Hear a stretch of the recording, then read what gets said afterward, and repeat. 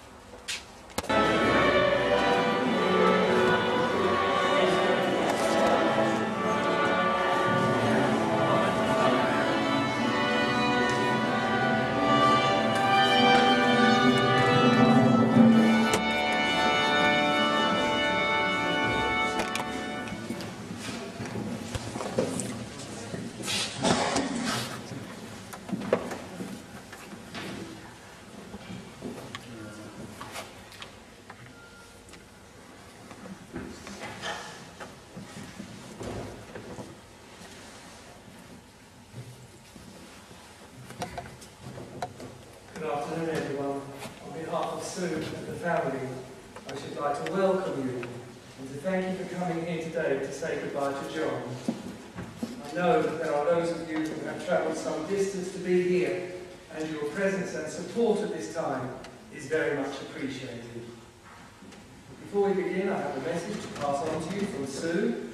Following this service, there will be a gathering at the Margate Club in Viking Court in Cliftonville, to which you are all warmly invited.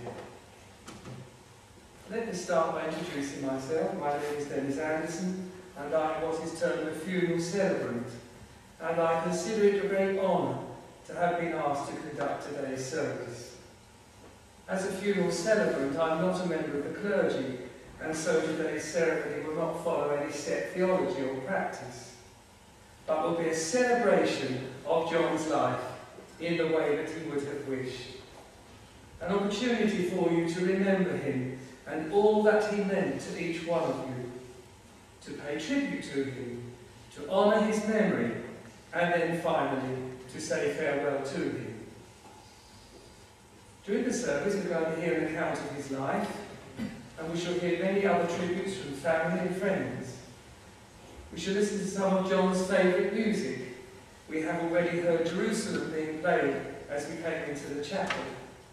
And other music which was special to him will also be included in this service. There will be an opportunity for us to spend some moments in quiet reflection as we listen to the Beatles singing In My Life. And then finally, after some closing thoughts, we shall leave the chapel to the sound of Pink Floyd singing Eclipse. There is a moment when someone dies, particularly when that someone is still comparatively young, with a lot of living left to do, and you can't really believe that they have gone, when raw emotion has a way of letting you know just how much they meant to you and what you have lost. Thoughts come unbidden and will not go away, and so I know that there are no words that I can say here today that are adequate. Nothing that I'm saying can come near to softening the shock and the sense of loss which you're all feeling just now, faced with the early death of one who was dearly loved. But John loved life, and if we accept that we shall all die one day, it makes the living more worthwhile if we recognise that it is how we act in the time that is allotted to us that really matters, not how long that time might be. We think we have our lives mapped out so safely and securely, but then unforeseen things happen which prove so poignantly that we should treasure our lives and our loved ones day by day, for none of us is promised tomorrow. John loved music, and the family wanted to include as many of his favourite songs as possible in this service. He was very fond of the music of the Kings, and so we're now going to listen to them singing Days. Music by the Kings, Days.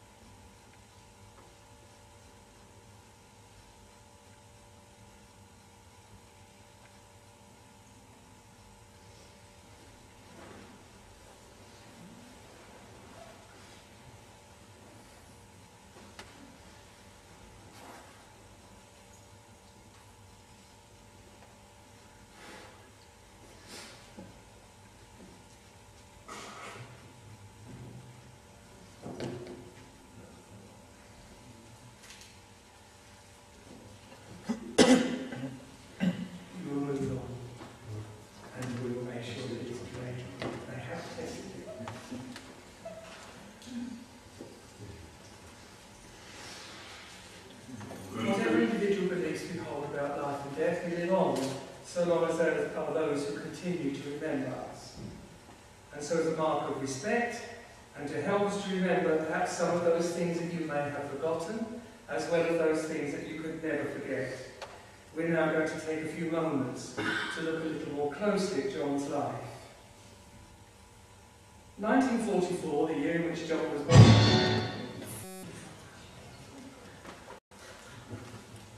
is a very difficult year for many people. The Second World War was in its 5th year, and the 6th of June saw the now famous D-Day landings. Plans were announced to bring in a post-war National Health Service, and an Education Act was passed, which brought the school leaving age up to 15 instead of 14. Prefabricated homes were introduced to replace those damaged in the war, and a series of ring roads and green belts were proposed. It was into this war-torn world, on the 7th of October 1944, that John William Foster was born, to parents Bill and Maisie, who lived in Sale in Cheshire. He was their first and only child. Bill Foster was in the RAF until the war ended, and when the family moved to Wimbledon and he was appointed as headmaster of the local grammar school, John grew up in the area and eventually went to a grammar school, but he didn't like school at all. When he left at the age of 15, he took a job sweeping floors at Woolworths. After spending a year wielding the broom, John decided to make a move to become a storekeeper for a short time at the Lambeth Hospital. He then left there and got a job at the post office. That eventually became British Telecom. Having found his niche, he remained there with them for many years, eventually rising to become Marketing Research Manager. On the 21st of April 1964, John met Sue, the girl who was to become his wife and change his life. She works as a secretary at ICI, and they met at the youth club in St Andrews